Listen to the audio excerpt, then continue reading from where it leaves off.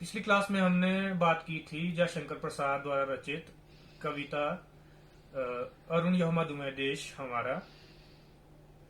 उसकी व्याख्या हमने कल किस प्रकार करनी है उसको विस्तार से हमने समझा था।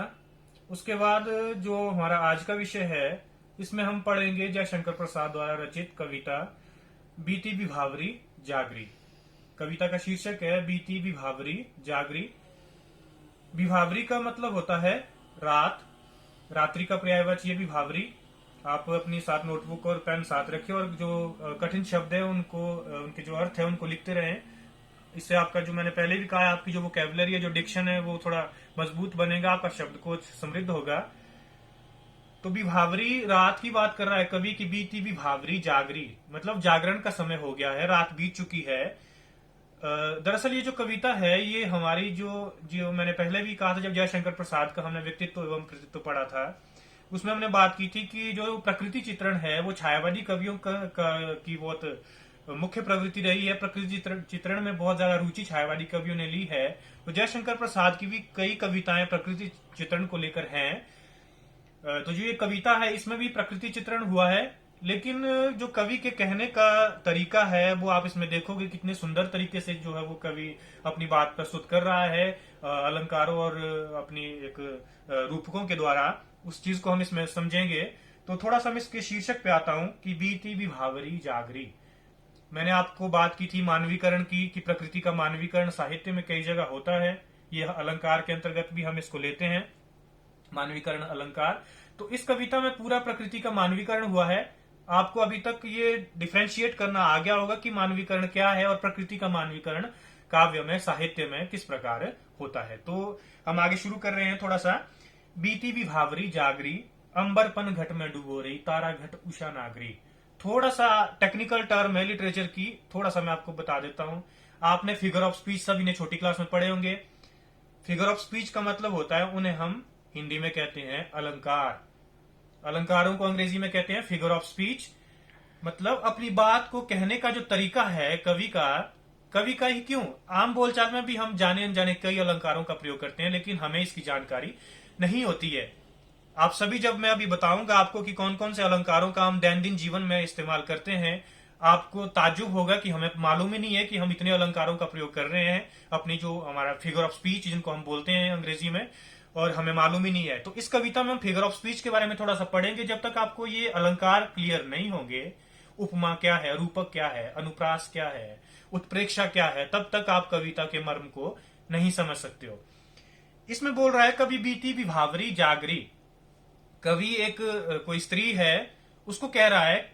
वो स्त्री कैसी है, वो वियोगिनी स्त्री है, विरहणी स्त्री है, अपने प्रियतम से वो दूर है, बिछो है हुआ है उसका अपने प्रियतम से, उस स्त्री का, उस नायिका का। उसको संबोधित कर रहा है कवि की बीती विभावरी, कि हे सखी, हे नायिका, बीती विभावरी, रात बीत चुकी है, जागरी, अब तुझे जाग जाना चाहिए। क्यों? क्योंकि पूरे सृष्टि में जो है वो सुबह हो गई है, सूर्य जो है वो उदय हो गया है और पूरी दुनिया जाग गई है। पशु पखेरु प्रकृति इंसान मनुष्य सभी कुछ जागरण हो गया है। कि इसलिए तू अभी तक सोई हुई है तो तुझे भी अब जागना चाहिए। क्यों? क्योंकि रात बीत चुकी है। अब आगे की जो टेक्निकल टर्म है उसके ऊपर आ रहा हूं। अंबर पन घट, अंबर होता है आकाश, पहले भी मैंने आपको बताया हुआ है। एक अंबर का स्रोत, एक अंबर का अर्थ होता है वस्त्र, कपड़े। जैसे पीतांबर, पीत होता है पीला, पीले हैं वस्त्र जिसके, बहुब्रीहि समास है, कृष्ण या विष्णु के लिए प्रयोग होता है पीतांबर शब्द। तो पीतांबर, एक अंबर का अर्थ है वस्त्र, एक अंबर का अर्थ होता है आकाश, गगन। हमारा जो जिसको हम स्काई कहते हैं अंग्रेजी में, आप सभी भली भांति परिचित है, आसमान। ये अंबर के पर्यायवाची है सभी। अंबर पन घट, पन घट होता है जहां से पानी भरते हैं, कोई पनिहार, ठीक है। तो यहाँ पे कवि ने एक फिगर ऑफ स्पीच प्रयोग किया है, अलंकार प्रयोग किया है जिसको कहते हैं रूपक। रूपक अलंकार का इन दो शब्दों में प्रयोग हुआ है, अंबरपन घट। आगे है तारा घट, तारा घट में भी रूपक अलंकार है। उषा नागरी, उषा नागरी में भी रूपक अलंकार है। पहले आपको अलंकार बताता हूं उसके बाद कठिन शब्दों के ऊपर आता हूं।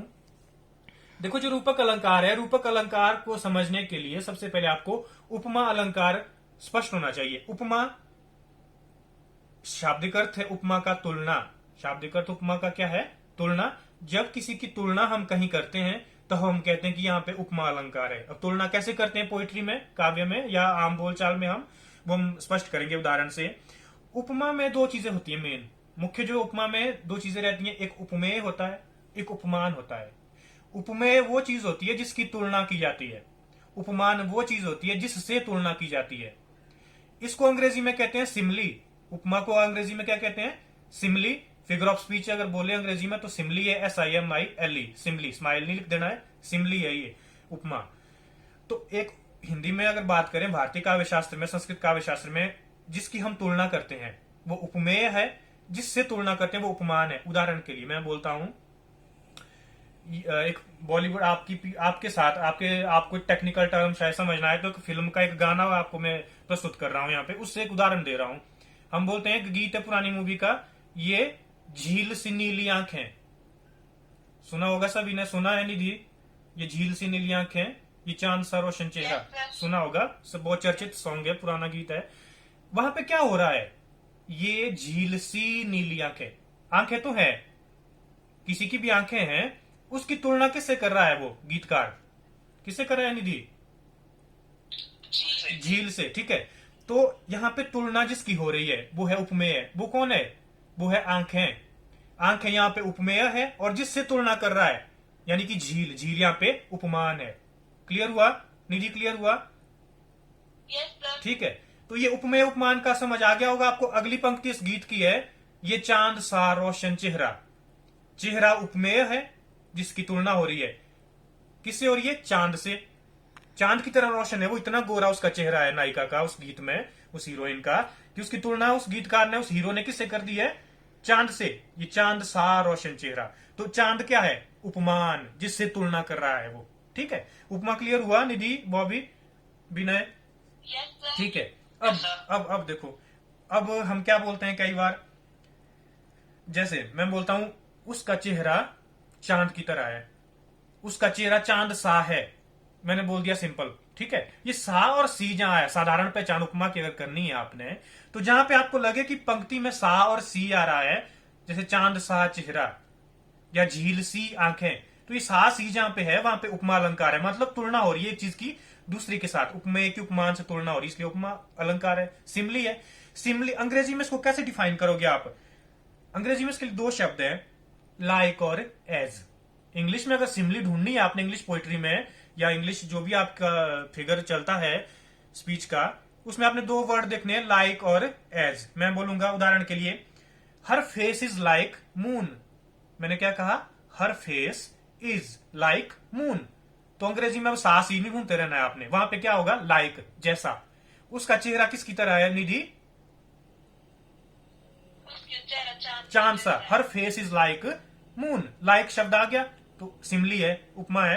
अब एज कहां आएगा? मैंने बोला his shirt is white as snow. His shirt is white as snow. उसकी जो कमीज है वो कैसी है? बर्फ की तरह सफेद है, बर्फ जैसी सफेद है। जो विनय है, विनय की कमीज कैसी है? बर्फ जैसी सफेद है। His shirt is white as snow, बर्फ जैसी सफेद है उसकी। एज और लाइक पता चल गया। अंग्रेजी में सिमली कैसे पहचानोगे? पता लग गया बॉबी, निधि? ठीक है। तो ये चीज है, हिंदी में इसको क्लियर हो गया होगा। आगे के लिए मैं कभी नहीं बताऊंगा, वो आपको पता होना चाहिए। Being a student of literature और लैंग्वेज, आपको फिगर ऑफ स्पीच, अलंकारों का ज्ञान होना चाहिए। तो उपमा अलंकार हो गया, उपमेय उपमान, जैसा सा सी, और अंग्रेजी में लाइक और एज। अब रूपक क्या होता है? अब हम रूपक प्यारे जिसका प्रयोग कवि ने इस पोइट्री में किया है, रूपक के ऊपर आ रहे हैं। उपमा से ही मिलता जुलता है। उपमा में हम डायरेक्ट कंपैरिजन करते हैं, प्रत्यक्ष तुलना कर दी मैंने कि चांद सा रोशन चेहरा, ये झील सी नीली आंखें, डायरेक्ट कंपैरिजन है। रूपक में होता है इंप्लाइड कंपैरिजन, उसी में अंतर्निहित रहती है चीजें। रूपक को अंग्रेजी में कहते हैं मेटाफर। ठीक है, मेटाफर। जब हम हिंदी में इसकी डेफिनेशन अगर ले, रूपक की हिंदी में इसकी परिभाषा है, जब उपमेय पर उपमान का आरोप किया जाता है तब वहां पे रूपक अलंकार होता है। उपमा में हम उपमेय की उपमान से तुलना कर रहे थे, रूपक में हम उपमेय पर उपमान का आरोप कर रहे हैं, मतलब जो उपमेय है उसी को उपमान बना रहे, उसी के ऊपर उपमान को थोप रहे हैं हम। ठीक है, तो ये मेटाफर है। अब देखो अंग्रेजी में मेटाफर की क्या डेफिनेशन है रूपक की। A metaphor is a figure of speech that compares two different things without the use of the term like और एज। क्लियर? हिंदी में समझाता हूं। Metaphor figure of both figure of speech है, वो अलंकार है जहां पर दो विभिन्न चीजों की तुलना की जाती है बिना लाइक और एज के यूज किए। जहां हम सा और सी यूज नहीं करते हैं, लेकिन कंपैरिजन वहां भी हो रहा है, दोनों में कंपैरिजन होगा, लेकिन वहां हम सा सी प्रयोग नहीं करेंगे। तभी मैंने बोला a metaphor is a figure of speech that compares two different things without the use of the terms. कौन सी दो टर्म्स है वो? लाइक एंड लाइक और एज, ये दो जो वर्ड है इनको हम यूज नहीं करते हैं रूपक अलंकार में। सा सी को हम प्रयोग नहीं करते हैं, डायरेक्ट कंपैरिजन नहीं होता है उपमा रूपक में। वहां पे हम इंप्लाइड कंपैरिजन करते हैं, जो अंतर्निहित उसी में उपमान रहता है उपमेय के अंदर। हिंदी में बोले तो उपमेय और उपमान में जहां अलगाव ना हो, किसी पंक्ति में आपको लगे कि तुलना तो हो रही है लेकिन अलग नहीं किया है उपमेय और उपमान को। उदाहरण देकर स्पष्ट करता हूं कैसे नहीं होगा अलग उपमेय और उपमान रूपक में। मैं बोलता हूं मुख चांद सा है, हर face is like moon, Simli उपमा है। अब मैंने बोल दिया चंद्रमुख। क्या बोला मैंने? चंद्रमुख, चंद्र रूपी मुख। अब यहां पे डायरेक्ट कंपैरिजन नहीं मैंने किया, हालांकि तुलना है। चांद अभी भी उसका चेहरा अभी भी चांद जैसा सुंदर है, लेकिन मैंने डायरेक्ट जो है वो उपमेय पर उपमान का आरोप कर दिया। मैंने क्या बोल दिया सीधा उसको, हे चंद्रमुखी तुम कहां जा रही हो। समझ आ रहा है निधि? रूपक क्या होता है? मतलब चांद रूपी मुख वाली तुम कहां जा रही हो। मैंने तुलना नहीं की कि हे चांद जैसी मुख वाली तुम कहां जा रही हो, मैंने सीधा उसको क्या बोल दिया? चंद्रमुखी। सा से सी बीच से लाइक और एज हटा दिया। ठीक है? जो यूज ऑफ टर्म, जो टर्म है इसकी लाइक और एज की, वो मैंने यूज नहीं की सा सी को। मैंने डायरेक्ट जो वो उपमेय पर उपमान का आरोप कर दिया। मैंने सीधा उसको क्या बोल दिया? चंद्रमुखी, चंद्र जैसे मुख वाली। देवदास की करेक्टर याद आ गई होगी आपको, चंद्रमुखी। ठीक है? और मैंने कहा मीनाक्षी, मीन जैसी आंखों वाली। मैंने सीधा उसको बोल दिया ये रूपक है, मेटाफर है। डायरेक्ट मैंने उपमेय पर अगर मैं बोलूं मीन जैसी आंखों वाली तब तो उपमा है। मैंने डायरेक्ट बोला मीनाक्षी तो रूपक है, मतलब आरोप कर दिया मैंने। अभिन्नता, भेद्यता, अलगाव नहीं बताया उपमेय और उपमान का, मैंने डायरेक्ट उपमेय पर उपमान का आरोप कर दिया। ठीक हो गया? अब आप बोलते हो कि चरण कमल, मुझे अपने चरण कमलों में स्थान दीजिए। मतलब ऐसे चरण है उस प्रभु के जो कमल के समान कोमल है। अगर तो मैं बोलूं कि उनके चरण कमल से हैं तो उपमा है। अगर मैं बोलूं सीधा उनके चरण कमल, तब वो रूपक हो गया। क्लियर हुआ? जीवना, निधि, बॉबी? ठीक है, क्लियर हो गया होगा आपको। कोई भी किसी की क्वेरी आप पूछ सकते हैं अभी, कि मुझे पता नहीं लग रहा क्या बोल रहे हैं आप। क्लियर? ठीक है। तो हम बात कर रहे हैं इस कविता में, जो कवि ने है वो रूपक अलंकार का प्रयोग किया हुआ है। वो आपको समझ आ गया होगा कि रूपक क्या होता है, जहां पे डायरेक्ट कंपैरिजन ना हो, ठीक है, इंप्लाइड कंपैरिजन हो और उपमेय पर उपमान का आरोप किया गया हो। जैसे यहां देखो अब क्या हो रहा है, वो कह रहा है कि बीती भी भावरी जागरी, रात बीत चुकी अब जाग जा, अंबर पन घट। आकाश को क्या बना दिया है? पन घट। अगर यहां बोला होता अंबर सापन घट तब तो उपमा होता। यहां बोल दिया सीधा ही अंबर पन घट। अंबर रूपी पन घट में आकाश को क्या बोल दिया? पन घट। डायरेक्ट कंपैरिजन नहीं है, ध्यान दे दोबारा। ठीक है? उपमेय पर उपमान का आरोप है कि आकाश रूपी पन घट में देखो तारा घट, तारे रूपी घड़ों को, घट माना घड़ा, तारे मतलब तारे जो स्टार हैं, तारे रूपी घड़ों को। रूपक अलंकार क्लियर हो रहा है निधि? निधि चौहान? ठीक है, कि आकाश रूपी पन घट में देखो तारे रूपी घड़ों को। कौन डुबो रहा है? कौन डुबो रही है? उषा नागरी। उषा होता है सुबह, नागरी होता है सुंदर स्त्री या कोई चतुर स्त्री। कि वो देखो वो चतुर चालाक उषा रूपी सुंदरी, रूपक अलंकार आ रहा है, तारे रूपी घड़ों को आकाश रूपी पन घट में डुबो रही है। ऐसा क्यों बोल रहा है? क्यों? क्योंकि सूर्योदय हो रहा है। सूर्योदय की जब किरणें सूर्य की फैल रही है पूरे सृष्टि में, तो जो तारों की चमक है वो जाहिर तौर पे है वो धीमी पड़ रही है। ऐसा लग रहा है जो वो घड़े अभी तक दिख रहे थे रात के अंधकार में, वो अब उस आकाश रूपी उस पनघट में, उस समुद्र में, उस तालाब में वो डूब गए हो। मतलब वो चमक उनकी फीकी पड़ गई है। अब क्लियर हो गया होगा सभी को? स्टैंजा रूपक समझ आया? इसका अर्थ समझ आया बॉबी? ठीक है, आगे चलते हैं। खगकुल कुल कुल सा बोल रहा, किस लय का अंचल डोल रहा, लो यो लतिका विभर लाई, मधु मुकुल नवल रस गागरी। फिर से इसमें फिगर ऑफ स्पीच प्रयोग हुए, अलंकार प्रयोग हुए हैं। खग, खग होता है पक्षी, कल भी मैंने बताया था। ख का मतलब है जो खाली स्थान है, आकाश खाली है। ग होता है गमन करने वाला, जो आकाश में गमन करता है वो पक्षी है। तो खग कुल, कुल होता है वंश, पक्षियों का वंश, पक्षियों के समूह। कुल कुल सा बोल रहे, वो कुल कुल कुल कुल कर रहे, वो ध्वन्यात्मकता है, चहचाते हैं पक्षी सुबह सुबह, उसके लिए कुल कुल शब्द प्रयोग हुआ है। यहाँ पे यमक अलंकार का प्रयोग हुआ है। यमक भी एक अलंकार है। यमक का शाब्दिक अर्थ होता है युग्म, युग्म मतलब जोड़ा, जहां पे दो शब्द आए, ठीक है, और उनके अर्थ अलग अलग हो, वहां पे यमक अलंकार होता है। जैसे यहाँ पे कुल शब्द आया 2 बार, ठीक है, हालांकि 3 बार है, लेकिन जो दूसरा फ्रेज है ये कंबाइंड है, पुनरुक्ति हुई है, ये भी अलंकार है एक, जहां पे एक शब्द एक से ज्यादा बार उसकी आवृत्ति हो, केवल चमत्कार पैदा करने के लिए, उसका कोई अर्थ नहीं निकलता है, तो वहां पे पुनरुक्ति प्रकाश अलंकार होता है। जैसे यहाँ पे कुल कुल में है, या धीरे धीरे, या हौले हौले, ठीक है। तो पहले धीरे का भी एक ही मतलब है, दूसरे धीरे का भी वही मतलब है। तो धीरे धीरे प्रयोग हुआ है सिर्फ चमत्कार पैदा करने के लिए, बात में कोई अर्थ नहीं निकल रहा दोनों धीरे का अलग कुछ। तो ठीक यहाँ पे जो पहले वाला कुल है उसका अर्थ है वंश, ठीक है। दूसरे कुल कुल, ये पुनरुक्ति प्रकाश अलंकार भी है इसमें। इस कुल कुल का एक ही मतलब है चहचाना। तो 2 अर्थ निकल रहे हैं कुल के, एक कुल का अर्थ निकल रहा है वंश, एक कुल का अर्थ निकल रहा है चहचाहट। क्लियर हुआ यमक अलंकार, जहां एक ही शब्द 2 बार प्रयोग हो जोड़े के तौर पे, वहां पे और अर्थ अलग अलग हो। जैसे एक दो आपने रहीम का पढ़ा होगा, कनक कनक ते 100 गुनी मादकता अधिकाय, वाह खाए बोराए या पाए बोराए। कनक कनक, एक कनक का अर्थ है भांग, एक कनक अर्थ है सोना, कि जो वो भांग है, एक कनक जो है, उस भांग से ज्यादा जो नशा है वो सोने में है। कनक कनक ते 100 गुनी मादकता अधिकाय, मादक ज्यादा है वो सोना को, उस भांग से, उस पहले वाले कनक से। एक कनक को खाने से तो आदमी पागल हो जाता है, सॉरी, या खाए बुराए बाप आए, एक को तो खाने से पागल होता है, भांग को खाने से। लेकिन जो दूसरा कनक अगर मिल जाए सोना, उसको पाने से ही व्यक्ति पागल हो जाता है।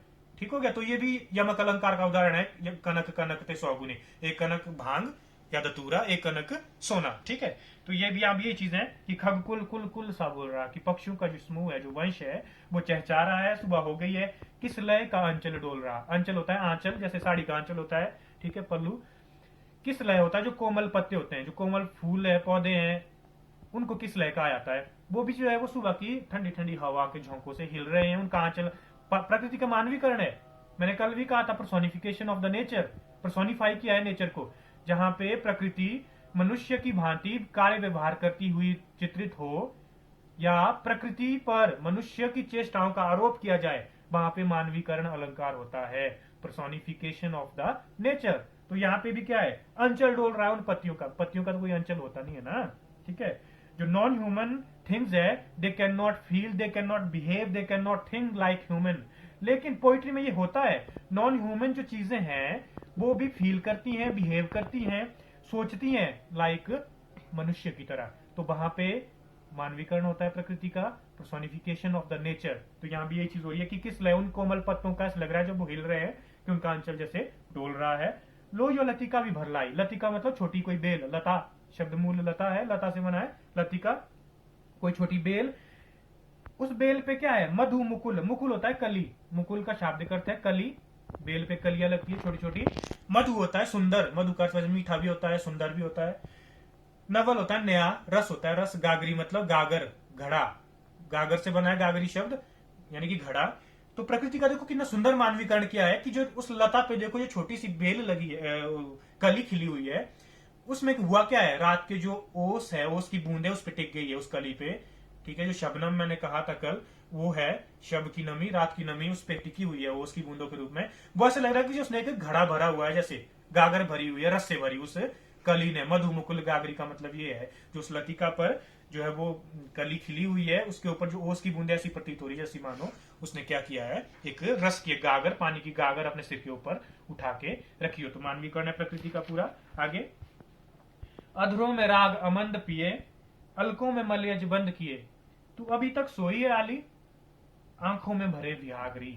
अब क्या बोल रहा है कवि आगे, अधर होता है होंठ, अधर मतलब होंठ, राग होता है कोई भी राग, अमंद होता है जो कभी मंद नहीं पड़ता है, जो फीका नहीं होता कभी, पिए मतलब प्रिय, कि हे प्रिय, हे सखी, कवि कह रहे हैं उस स्त्री को, कि तेरे ओंठों पर जो है वो अभी भी प्रेम का मंद ना पड़ने वाला गीत है, गान है, राग है, अभी भी, ठीक है। क्योंकि सुबह हो गई है, वो अपने प्रियतम का इंतजार करते हुए बेचारी वैसे ही सो गई है, ठीक है, और उसके ओंठों पे अभी भी वो प्रेम का कभी मंद ना पड़ने वाला वो गीत अभी भी उसके होंठों पे देखा जा सकता है, ये कवि कह रहा है। अलकों में मलयज बंद किए। अलक होता है जो लंबे केश वाली स्त्री होती है, उसको अलका कहते हैं।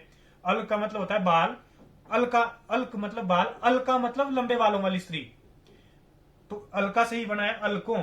उसके बालों में क्या है? मलयज। मलयज होता है सुगंधित वायु। बंद पिए, तेरे बालों में अभी भी वो सुगंधित पवन के झोंके तेरे बालों से आ रही, जब तू अपने बाल छिटका रही है। तू अब तक सोई है आली। आली होता है सखी, कि हे सखी तू अभी तक सोई है, क्योंकि बाहर तो भोर हो गई है, बीती भी भावरी जागरी, अंबरपन घट में डुबोरी तारागढ़ उषा नागरी। पूरा कवि बोल रहा है, लेकिन तू अभी तक सोई हुई है आली, हे सखी। आंखों में भरे विहागरी।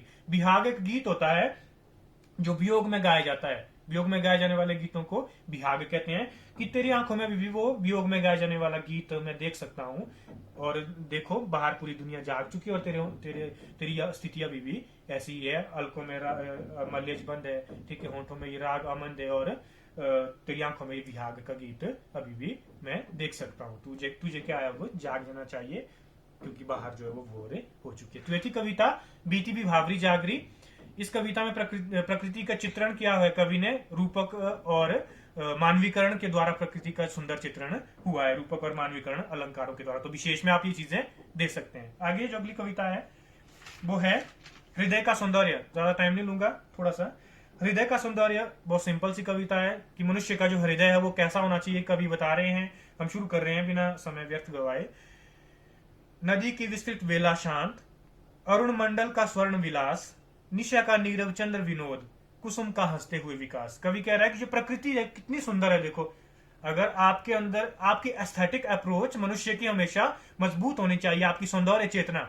छायावादी कवि हमें यही संदेश दे रहा है कि अगर आप हर चीज में सुंदरता देख ही नहीं सकते हो तो आपके जीवन जीने का कोई औचित्य नहीं है। मनुष्य को अपना विजन, अपना दृष्टिकोण ऐसा बनाना चाहिए कि उसे हर चीज में सुंदरता दिखाई दे। प्रकृति के तो हर कण कण में सुंदरता है, अगर आप देखो, इसे फील करो। आप लिटरेचर के स्टूडेंट है, साहित्य के विद्यार्थियों की यही पहचान होती है कि उसे हर चीज में जो है वो हर चीज को बहुत बारीकी से समझता है, देखता है, सुनता है, गुनता है, बुनता है, और अपने निष्कर्ष उसके प्रति निकालता है। तो मनुष्य को प्रकृति की तरह जो है वो शांत सुंदर होना चाहिए। कवि इस कविता में यही कह रहा है कि देखो प्रकृति कितनी सुंदर है। प्रेम और सौंदर्य चित्रण कवि करता है, छायावादी कवि करते हैं। ये उसी श्रेणी की कविता है जब प्रकृति के सौंदर्य के द्वारा कवि मनुष्य के को ये संदेश दे रहा है कि हमें भी अपने मन को इतना पावन और पवित्र और सुंदर बनाना चाहिए। आगे कवि कह रहा है, नदी की विस्तृत वेला शांत। जो नदी, जहां नदी बहती है, विस्तृत होता है, बहुत जो विस्तार है जिसका बहुत ज्यादा। नदी आपने देखा होगा, सतलुज नदी सभी ने देखी होगी, कितना विस्तार है उसका कई जगह। और बेला होता है किनारा। वैसे बेला तो समय होता है, लेकिन यहाँ पे इसका अर्थ लेना है किनारा, तट। शांत, आपने कभी देखा होगा कई जगह सतलुज नदी को आप देखते हैं, सतलुज की वेव्स को देखना, शतुद्री को, कभी कितनी शांत है वो। ऐसा मन करेगा आपको कि बस यहीं हम बैठे रहे कुछ दिन, सुकून के पल इसके किनारे पे बैठ के हम निकाले। ठीक है, तो कवि यही कह रहा है कि जो नदी का विस्तृत फैला हुआ किनारा है वो कितना शांत होता है। देखो, अरुण मंडल का स्वर्ण विलास। जो अरुण मैंने बताया था, सूर्य, लाल सूर्य को अरुण कहते हैं।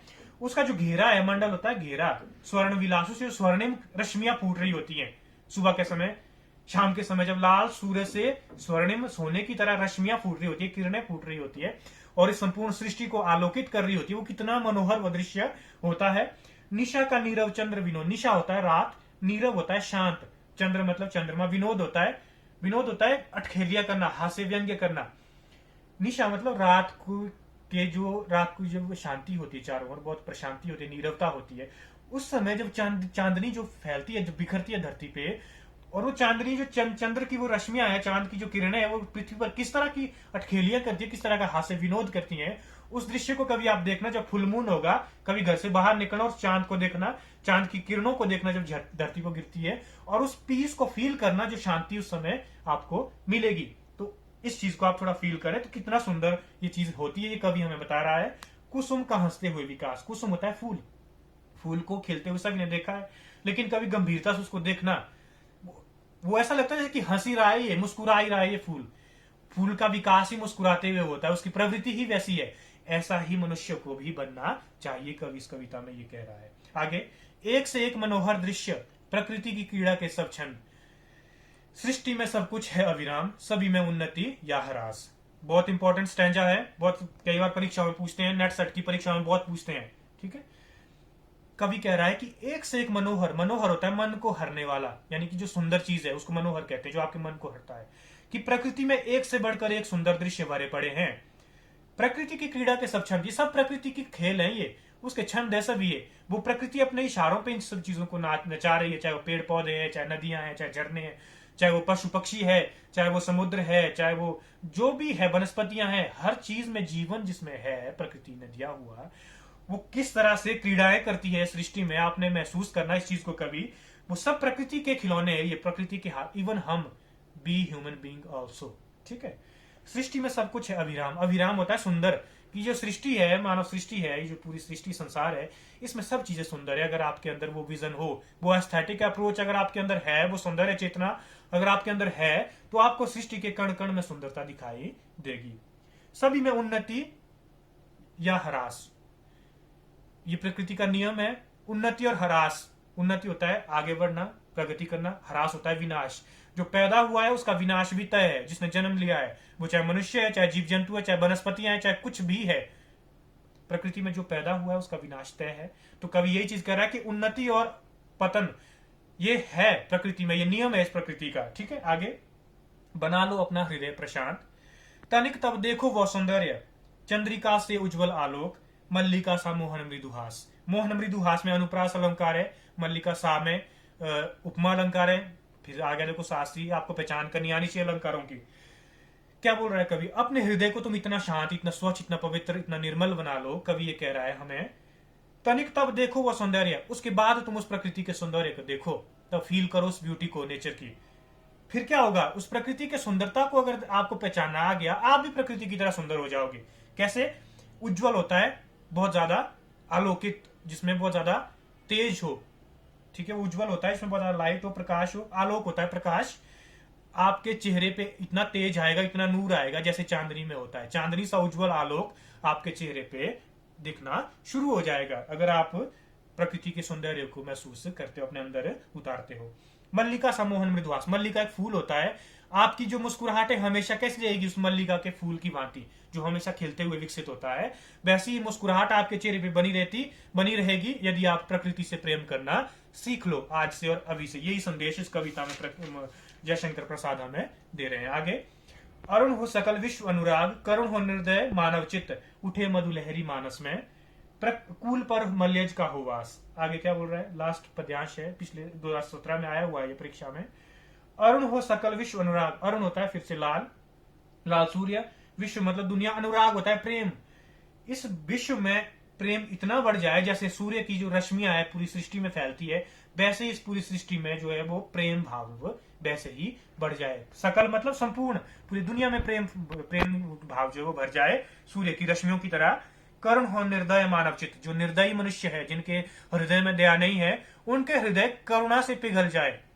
करुण हो वो, उनके अंदर दूसरों के प्रति जो वो परोपकार की भावना पैदा हो, ठीक है। उठे मधु लहरी मानस में, मानस होता है मन, हृदय में मधु होता है, मधु मतलब सुंदर, ठीक है, या मधुर भी बोल सकते हैं। लहरें मतलब लहरें, लहरी मतलब लहरें। जैसे समुद्र में लहरें उठती हैं, वैसे ही आनंद की लहरें मनुष्य के मन में उठे, ऐसी कामना कवि कर रहा है।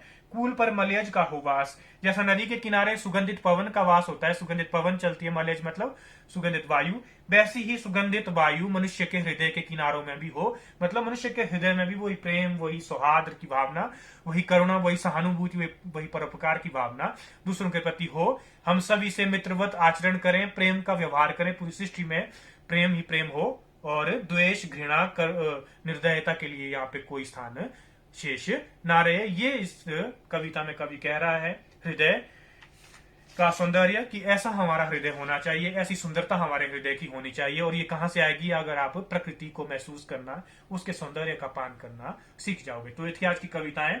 हमने पहली कविता पढ़ी आपका ये बीटीबी भावरी जागरी, दूसरी कविता हमने पढ़ी हृदय का सौंदर्य। उम्मीद करता हूं सभी को समझ आ गई होगी। अगली क्लास में जब हम